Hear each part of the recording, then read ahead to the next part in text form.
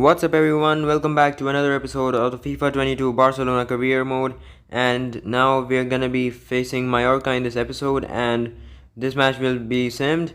And in this episode we will be getting through the month of January, and we also have an El Clasico in this episode, and the rest of the games will be simmed because I do not think that we should be playing them because we will get the result through the quick sim. And we currently sit third in La Liga. Let's see where Mallorca are in the table, and they should be in the relegation zone. Let's see how far they are. Yes, they're 18th, which means that this is an easy matchup. And this is how I've got my team lined up for the clash.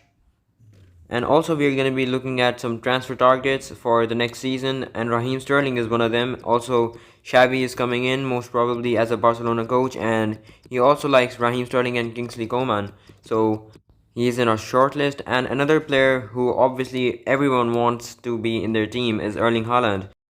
And he's valued at 131 million, so we won't be signing him anytime soon. But another player who is on the radar of Barcelona is Dani Olmo, and he is a center attacking midfielder, and we also have a lot of midfielders, so I'm gonna be thinking about this signing later on. And another interesting option is Florian Wirtz, and he has said that he has the dream to play for Barcelona, and he is currently 18 years old, so we're gonna have to decide between him and Dani Olmo, which will be a tough decision, but we will get to it. And we are also gonna be giving Neto a chance in this game, so let's just sim it and see how this one goes. And we win thanks to Frenkie de Jong and a brace by Ousmane Dembele. We have a loan offer for Martin Braithwaite, which we are going to be accepting. And our youth academy gem, Iker Paredes, who we are going to be converting into a center forward. Hopefully his rating goes up by a couple of ratings.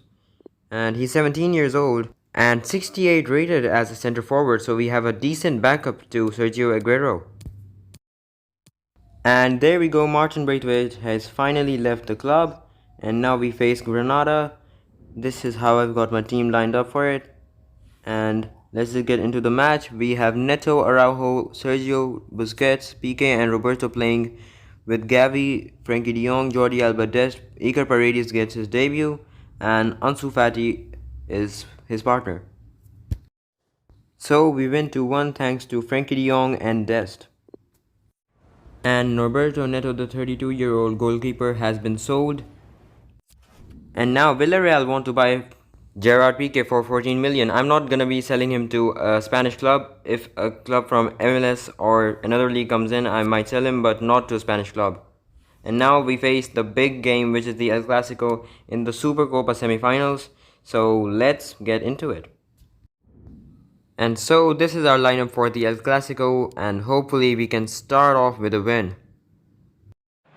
So once again we are here at the Camp Nou live, and we are here for the big match. It's the Supercopa semi-finals between Real Madrid and El Clasico. This is always a heated matchup, so let's see which team wins and advances through.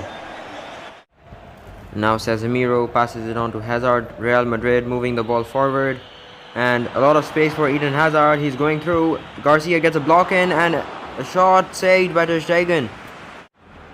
And now it's Sergio Aguero. Brilliant 1-2. Pedri to Sergio Aguero once again, and curls it in. It's 1-0 to Barcelona, 35 minutes in. Real Madrid trail by 1 goal thanks to Sergio Aguero. And Barcelona once again leading at the Camp Nou. It's quite a habit for them now.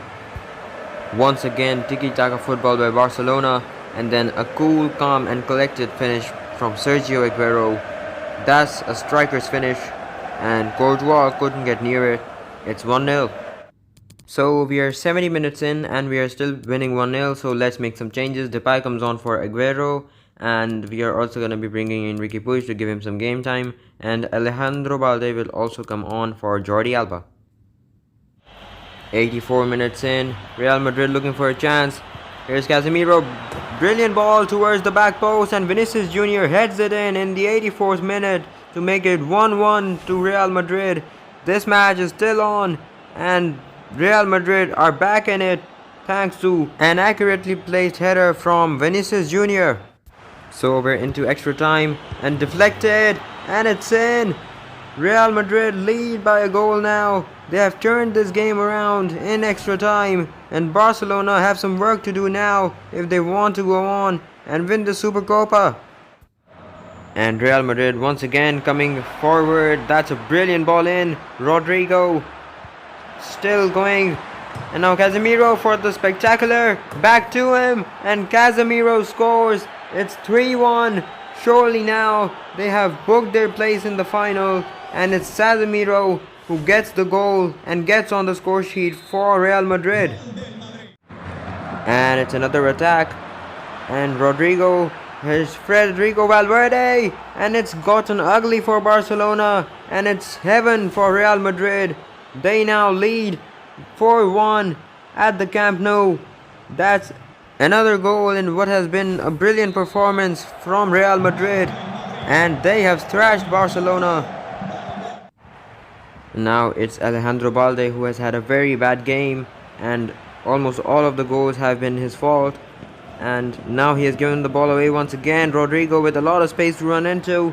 And good, they make it 5 in the 114th minute. Delivered in a cross. And it's 5-1. This is a historic El Clasico. Real Madrid have scored 5 goals against FC Barcelona. And now it's Alejandro Balde. Gives the ball away once again. And Real Madrid could yet score another goal.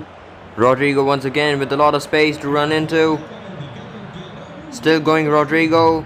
Alejandro Balde tries to get the tackle in but fails. Modric to make it 6, and that's a strong tackle, and it's full time. It has been a pathetic performance from Alejandro Balde, which has cost Barcelona a heavy defeat against their rivals Real Madrid. So after that pathetic performance against Real Madrid, we now look forward towards a game against Rayo Vallecano, who are doing very well in real life. And before that, we have to look at the prices of the players on our shortlist. So Sterling will be around 100 million because his contract is expiring, and he will be around 94 million at max. So we could try to loan him out, but they are not considering a loan on him. Erling Haaland will be very expensive. He is around 212 million. That's a heavy amount of money, and we cannot afford that. We are Barcelona. Dani Olmo would also be a good option. He is around 40 to 60 million, and Florian Wirtz would be around 38 million. He's 80 rated, and we could get him for a maximum amount of 60 million. So that's also a good option, but we also need a good option at left back because we cannot count on Alejandro Balde once again after that horrific performance against Real Madrid. So another player heavily linked to Barcelona, who is just like Jordi Alba regenerated, is Jose Gaya, and I think we do have to buy him no matter what and use Alba as a backup. He will cost us around 68 million, and I think we will loan out Alejandro Balde and get him to a higher overall, but that was just unacceptable by him, and hence why we are looking for a better left back. Wait a minute, I didn't expect that in the first season. We are currently sitting at the top of the league despite our horrible results, so let's get another good result against Rayo Vallecano, and let's see how this one goes. In real life it finished 1-0 to them, but in the game Yusuf Demir scores in the first minute and gives us the 3 points. So another offer for Mengueza, and this one is from Ajax, and they're demanding a transfer. I do not want to let him go. He is a very decent right back, so we are going to be rejecting that offer. So this is our lineup against Deportivo. We are going to be going with Ter Stegen, Longley, Sergio, and Umtiti. And we are also going to be having Nico and Paredes in the lineup with Ansu Fati. And we grab the 3 points. It's 2-1 and we move on. So Eric Garcia's release clause has been met by RB Leipzig. So I don't want to let him go. So we're going to be renewing his contract. And we're going to be offering him around 59,000 and getting rid of the release clause. Hopefully he accepts it. And he does, so that's great. And another player who had a release clause was Frankie de Jong, so we are also going to be removing his release clause, and he also accepts it, so that's great. Memphis Depay also had a release clause, so as we are doing right now with everyone, we're going to be removing his release clause too. And the last player who had a release clause was a very important one. His name is Ronald Araujo, and he is pretty much a starter, so we do not want to let him go anytime soon. So he's gonna get a wage bump, and he's also gonna get rid of that release clause. So we're gonna be simulating our next match, which is against Elche in the Copa España with our second team. So this is our lineup. Neto starts with Oscar Mingueza, Umtiti, Longley, Alejandro Balde also gets a start, Sergio Busquets and Nico Gonzalez, Yusuf Demir, and Paredes also gets a start with Felipe Coutinho. And we win 3-1 thanks to Ansu Fati, Demir, and Sergio Busquets. So our next match is against Cadiz in the round of 16 in the Copa España. But before that, we have to look at the UCL round of 16 draw. Juventus, that's very interesting. And apart from us, the rest of the teams have pretty easy draws. Like Bayern Munich and PSG and our draw are the difficult ones, but the rest of the teams have very, very easy draws, I must say. So this is the team we will be facing. They have Matip and Gomez, and they have signed both of the center backs of Liverpool. That's interesting. They also have Kessie, who is a beast in FIFA and in real life. Paulo Dybala, Chiellini, and Bernardeschi. Their home kit is like so bad. What have they done to this team? Like in the previous FIFAs, they had nice looking home kits, but this one is very bad. Anyways, this is where we're gonna be ending the episode. In the next episode, we're gonna have some very, very important games, and we're gonna play the first leg of the Champions League, and we also have Atletico Madrid and Espanyol in the league. So all the three games will be played, and if we do have time left, we will play Valencia and maybe even complete the month. Anyways, that's it for the episode. If you liked it, please hit that like button and subscribe to my channel for more FIFA 22 career mode content.